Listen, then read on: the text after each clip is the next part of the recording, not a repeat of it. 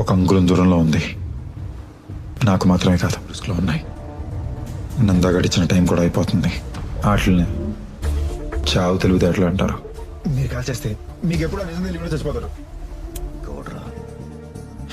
చంపింది వాడి కొడుకు నందా సార్. ఆ ప్రేమే సార్ సొంత తండ్రిని చంపుకునేలా చేసింది.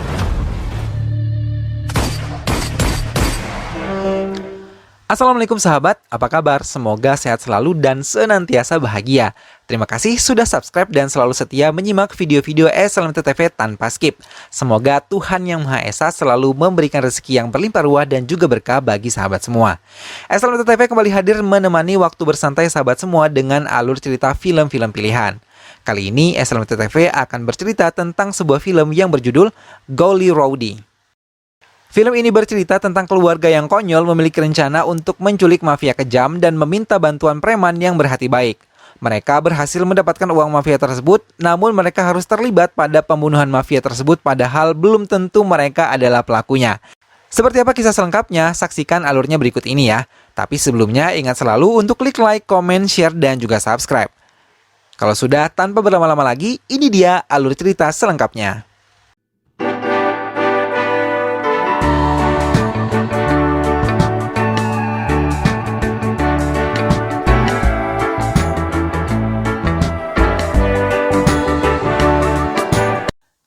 12 tahun lalu di Manta Mahal, Desa Vizag. Mesala Simbacalan adalah seorang ayah dari Apana Mesala yang tewas dalam pembunuhan berencana yang dilakukan oleh orang kepercayaannya. Semenjak kematian Apana Mesala, Bayagari Naidu semakin semena-mena dan ingin menguasai Desa Vizag. Anak Apana Mesala yang bernama Vasu tidak diizinkan kakeknya untuk sekolah lebih tinggi, namun ia dididik sebagai preman bersama pamannya. Vasu melatih tubuhnya agar menjadi kuat dan bisa memenuhi keinginan kakek dan pamannya untuk menghancurkan Bairagi Naidu. 12 tahun kemudian, kekuasaan dan kekejaman Bairagi Naidu semakin menjadi-jadi. Ia mengambil paksa tanah milik penduduk desa. Kelompok kakek Vasu mencoba membunuh Bairagi yang menumpangi sebuah taksi hendak pulang ke kediamannya. Namun mereka gagal karena Bairagi adalah orang yang sangat kuat dan juga kejam. Ia mampu membunuh mereka semua dengan mudah, bahkan membuat kematian kelompok kakek Vasu sangat menyeramkan.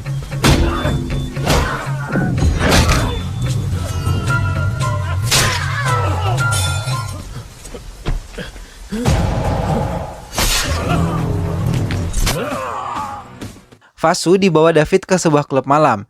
Ia kemudian tertarik dengan seorang gadis pengunjung klub malam itu yang juga ternyata adalah teman sekantor David.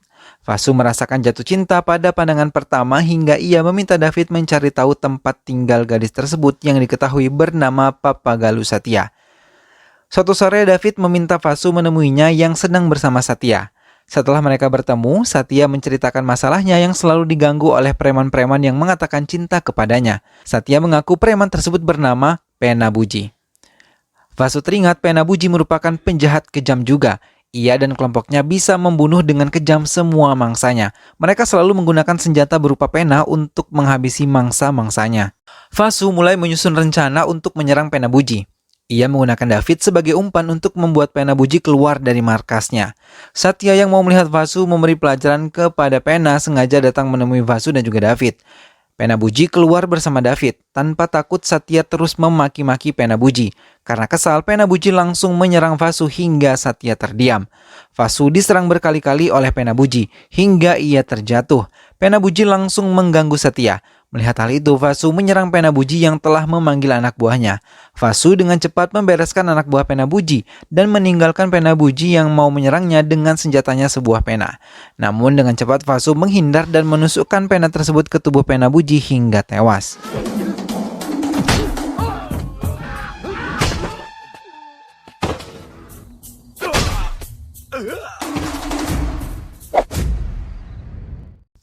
Sejak kejadian itu, Vasu mulai ditakuti oleh penjahat di daerah itu.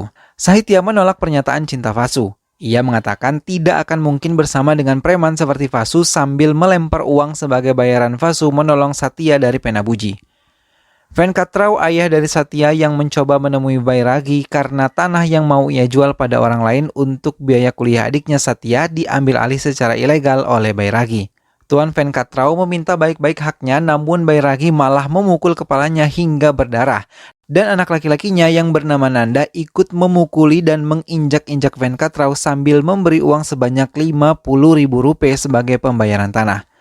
Venkatrau pulang dengan luka di tubuhnya. Satya yang mengobati luka di jari tangan ayahnya marah karena ayahnya sebagai seorang polisi tidak bisa menghadapi seorang Bairagi. Karena di dalam pikiran Venkatrau keselamatan keluarganya adalah hal yang utama. Karena Bairagi Naidu adalah teror di kota itu. Jika mereka melawannya, maka akan berakibat fatal bagi keluarganya. Vasu yang terus berusaha meyakinkan Satya tentang cintanya tetap saja mendapatkan penolakan. Bahkan Satya tidak memedulikan Vasu sama sekali. Setelah kejadian pemukulan ayahnya, Satya beserta keluarganya datang ke kantor polisi untuk membuat laporan tentang yang mereka alami dengan Bairagi. Setelah membuat laporan tersebut, sore harinya anak buah Nanda datang ke rumah Satya. Sampai di rumah Satya, Nanda menampar nenek Satya dan juga melempar Satya. Tak lama kemudian, Venkatrau keluar dan ditarik oleh Nanda bertemu dengan ayahnya di kantor urusan tanah untuk mencabut laporannya dan menyatakan tanah tersebut telah dijual ke Bairagi serta dipaksa meminta maaf kepada Bairagi. Seperti tidak ada harga dirinya sebagai polisi, ia diperlakukan seperti itu oleh Bairagi. Venkatrau terus saja melamun dan menangis karena tidak bisa membiayai anak laki-lakinya untuk kuliah di Amerika. Padahal Venkatrau berharap uang dari hasil penjualan tanah miliknya. Satya mempunyai ide gila untuk menculik Bairagi untuk mendapat uang tebusan senilai dengan harga tanah milik ayahnya. Keluarganya sangat mendukung kecuali ayahnya yang takut karena risikonya terlalu berbahaya. Namun karena keluarganya memaksa, maka ia mencoba mengikuti permainannya saja. Satya berniat meminta bantuan kepada Vasu karena ia yakin Vasu bisa menolongnya. Satya membawa Vasu ke rumahnya untuk membicarakan hal tersebut. Vasu dan juga David sangat terkejut mendengar rencana gila Satya. Mereka tidak habis pikir mendengar gambaran sederhana yang dilakukan oleh nenek Satya tanpa mengetahui kekuatan dan kekejaman Bairagi. Vasu menolak ide keluarga Satya. Namun Satya membujuknya akan menerima cinta Vasu bila membantunya. Vasu akhirnya tidak bisa menolak dan mau membantu keluarga Satya. Vasu mulai menyusun rencana penculikan Bairagi Naidu. Semua anggota keluarga Satya ikut dalam aksi penculikan Bairagi. Vasu membagi masing-masing tugas pada mereka. Nenek Satya berpura-pura menjadi penjual bawang di dekat rumah Bairagi sambil mengawasi kegiatan Bairagi. Ibu Satya menyamar menjadi karyawan di pabrik Bairagi dan menyelidiki seluk-beluk pabrik hingga jadwal kunjungan Bairagi. Sedang Venkatrau bertugas melatih kemampuan menembaknya lagi.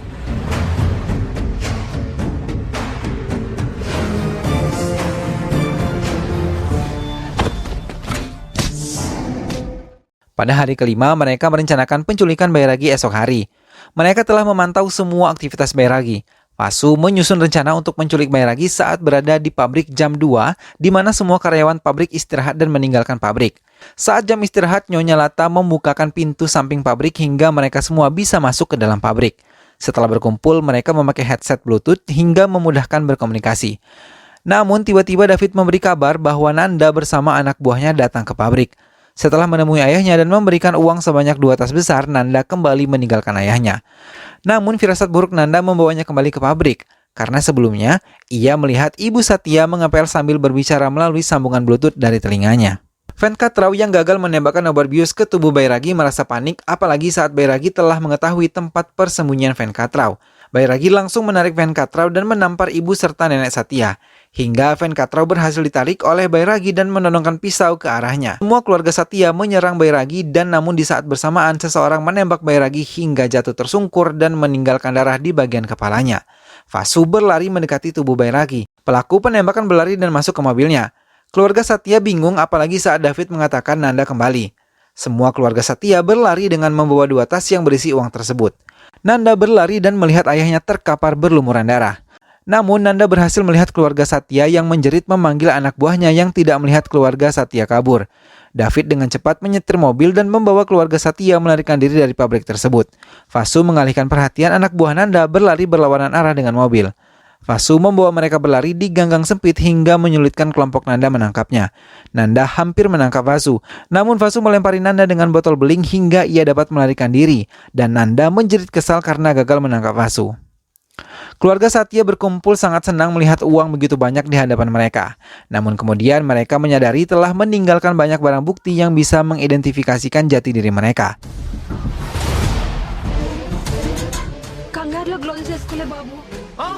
Venkataraw merasa khawatir bila kelompok Nanda menemukan mereka karena kematian Bairagi Naidu. Kematian Bairagi Naidu menjadi topik utama di semua pemberitaan. Raffi Nayak, seorang kepala polisi, ditugaskan untuk menyelidiki kasus kematian Bairagi Naidu, mulai mendatangi pabrik tempat kejadian. Ia menemukan barang bukti berupa kacamata milik nenek Satya, rambut Venkataraw, sepatu milik Satya, dan sarung tangan milik ibu Satya.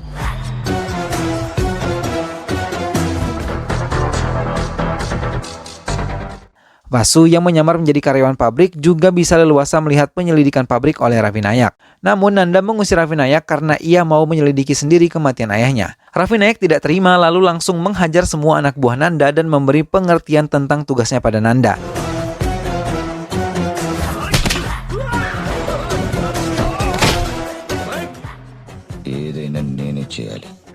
Vasu melaporkan pengamatannya di pabrik kepada keluarga Satya. Tapi ia merasa kecewa mendengar pembicaraan Satya yang mengatakan ia memanfaatkan Vasu yang mencintainya untuk membantu mereka dalam penculikan Bairagi. Dengan langkah kecewa, Vasu meninggalkan rumah Satya. Kakek Vasu merasa senang mendengar kematian Bairagi dan mengira Vasu pelaku pembunuhan tersebut. Vasu membiarkan kesenangan kakeknya tanpa mau menjelaskan apapun pada sang kakek. Hingga mereka merayakan hal ini bersama-sama dengan menari dan menyanyi. Hingga Vasu mengikuti pesta tersebut untuk menghilangkan rasa kecewanya terhadap Satya. Barang bukti telah dibawa ke laboratorium forensik untuk mendapatkan DNA pelaku dan itu membutuhkan waktu selama 3-4 hari untuk memastikan bahwa dugaan Raffi Nayak bahwa pembunuhnya masih amatir adalah benar. Kepala karyawan perempuan pabrik Bairagi melaporkan kepada Nanda ia mencurigai karyawan baru yang baru 5 hari bekerja di pabrik. Nanda memanggil Nemali Babu untuk bisa membuat sketsa wajah karyawan tersebut. Setelah berhasil menggambarkannya, Nemali Babu malah merobek kertas sketsanya sebelum Babu melihat. Ia mengatakan besok ia akan kembali lagi karena hari ini suasana hatinya kacau hingga hasil lukisan tersebut jelek. Nemali Babu malah mengunjungi rumah Satya dan mengatakan pada mereka bahwa ia mengetahui aksi keluarga Satya menghabisi Bairagi. Ia meminta Satya bisa menikahinya dan ia akan menutup mulutnya kepada Nanda. Venkataraw merasa bingung dengan permintaan Nemali Babu. Karena ketakutan, Venkataraw ingin mengganti barang bukti rambut yang berada di ruang forensik. Namun aksinya gagal karena diketahui oleh keluarga Vasu. Raffi Nayak yang menyelidiki kematian Bairagi selalu mendapatkan jalan buntu dan merasa kesal. Hingga tiba-tiba penjual bawang Uma yang sama-sama berdagang dengan nenek Satya menelpon Venkataraw dan mengatakan ia tahu bahwa nenek tersebut adalah salah satu pelaku pembunuh Bairagi. Karena ketakutan, Venkataraw mengatakan pada Uma telepon salah sambung hingga 2 kali. Raffi Nayak yang merasa curiga kemudian mengangkat telepon Uma yang ketiga kali. Uma mengatakan untuk bisa menemuinya di sebuah halte bis Bemili.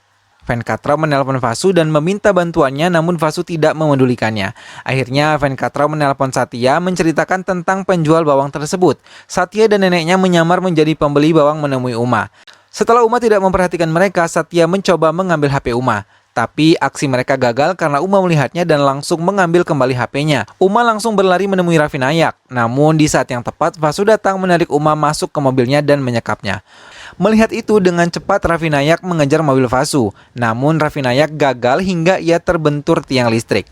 Vasu membawa Uma bawang ke rumah Satya dan mengurungnya di gudang rumah Satya. Dan sekali lagi Vasu tetap berusaha meyakinkan cintanya kepada Satya. Adik laki-laki Satya membuat alat penyadap yang akan diletakkan di sepatu Raffi Nayak hingga mereka bisa mencuri dengar rencana Raffi Nayak. Hingga Venkataraw akhirnya berhasil memasangkan alat tersebut di sepatu Raffi Nayak tanpa diketahui oleh Raffi Nayak. Vasu dan keluarga Satya mengikuti Raffi Nayak pergi ke sebuah rumah yang diketahui adalah rumah ibunya. Mereka terkejut ketika mendengar pernyataan dari ibu Raffi Nayak yang mengatakan Raffi Nayak harus menemukan pembunuh ayahnya. Walaupun Bairagi seorang mafia, ia tidak pernah lupa kewajibannya sebagai seorang ayah dan juga suami.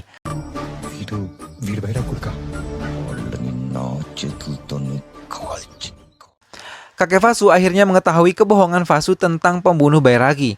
Ia merasa kecewa dan meninggalkan Vasu begitu saja. Sementara Nanda menemui teman ayahnya untuk meminta saran memecahkan kasus kematian ayahnya. Ia mengatakan untuk membawa saksi mata berkeliling memeriksa semua penduduk yang bermasalah dengan Bairagi semasa hidupnya untuk mencari ibu Satya. Bawang Uma yang mencoba melarikan diri malah ditangkap kembali oleh Satya dan disiksa keluarga Satya. Tiba-tiba Nemali Babu datang menagih janji tentang pernikahan Satya dengannya. Namun Satya menolak karena kini ia telah mencintai Vasu dan mencoba meyakini Vasu.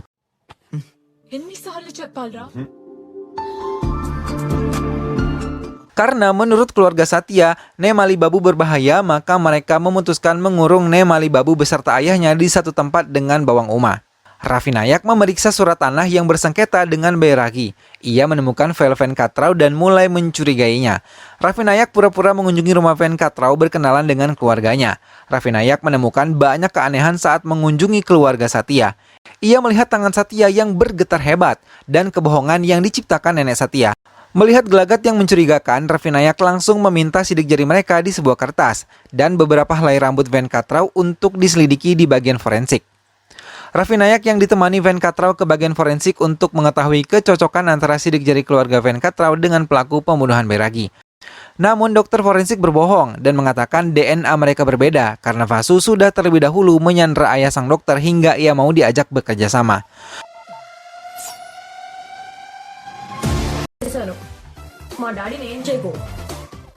Dokter forensik tersebut mengatakan membutuhkan rambut baru sebagai laporan bukti DNA siapa.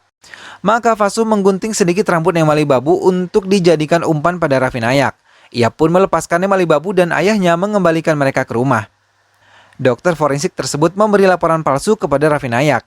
Ia mengatakan pembunuh Bairagi adalah Nemali Babu. Maka ia meminta Raghav untuk menjemput Nemali Babu untuk dipenjara. Saat keluarga Satya merasa senang Nemali Babu berhasil menjadi pelaku palsu, tiba-tiba Nanda muncul membawa saksi mata yang mengenali Ibu Satya. Nanda memeriksa satu persatu anggota keluarga Satya hingga ia menemukan Ibu Satya dan saksi mata tersebut mengatakan kebenaran Ibu Satya terlibat dalam aksi pembunuhan Bairagi. Dengan marah, Nanda membawa semua anggota keluarga Venkatrau setelah mengetahui Vasu juga terlibat dalam aksi tersebut. Di tengah kerusuhan yang terjadi di keluarga Satya, Bawang Uma menjerit-jerit untuk bisa dilepaskan. Seorang tetangga Satya yang selalu mengetahui kegiatan keluarga Satya membantu Uma untuk lepas. Setelah berhasil kabur dari rumah Satya, Bawang Uma langsung menelpon Raffi Nayak dan menceritakan semuanya.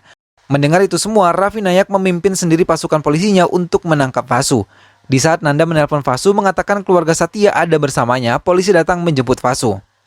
Vasu dan Venkatrau dibawa ke tepi jurang dan siap ditembak oleh Raffi Nayak. Vasu yang memikirkan keadaan Satya akhirnya mengatakan kebohongan di saat terakhir. Vasu memberanikan diri mengatakan pada Raffi Nayak bahwa yang membunuh Bairagi adalah Nanda sendiri. Vasu dan keluarga Satya memang mau melakukan penculikan Bairagi untuk mendapatkan uang seharga tanah yang telah dicuri oleh Bairagi. Namun Raffi Nayak tidak mempercayainya. Vasu berusaha meyakinkan Raffi Nayak dengan mengatakan Nanda tidak ingin Raffi Nayak mendapat pengakuan kalau ia adalah anak Bairagi juga. Setelah mengatakan hal tersebut, Vasu pura-pura pasrah bila Raffi Nayak menembaknya. Mendengar cerita Vasu, Raffi Nayak menembakkan beberapa peluru ke tepi jurang melampiaskan kekesalannya. Vasu mengajak Raffi Nayak untuk menyelamatkan Satya yang berada di terminal kontainer. Keluarga Satya dimasukkan ke salah satu kontainer dan digantungkan siap untuk ditenggelamkan ke laut. Vasu dengan cepat berlari menghajar semua anak buah Nanda yang berjaga dan berhasil menyelamatkan keluarga Satya keluar dari kontainer.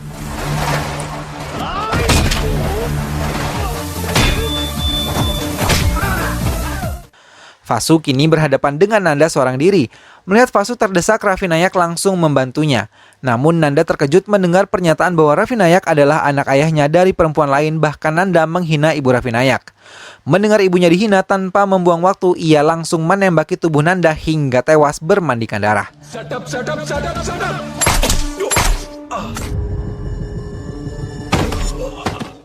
Akhirnya keluarga Satya bisa menggunakan uang tersebut sebagai biaya kuliah anak laki-lakinya ke Amerika. Sementara Vasu dan Satya akhirnya berencana menikah. Tiba-tiba datang pengendara mobil AP31AL8009 ke rumah Vasu dan memperkenalkan diri sebagai Adi, anak dari kekejaman Bairagi semasa ia hidup. Adi menceritakan bahwa ayah Vasu tewas bukan karena kecelakaan tapi dibunuh oleh Bairagi.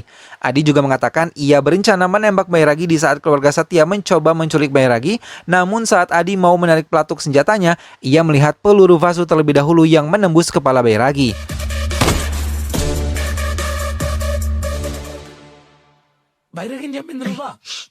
Mendengar hal itu, kakek Vasu merasa sangat senang akhirnya cucunya bisa membunuh Bairagi. Mereka sepakat menutup rapat rahasia tersebut, hingga kakek Vasu meminta maaf kepada Vasu yang telah mendidiknya menjadi preman. Film pun selesai.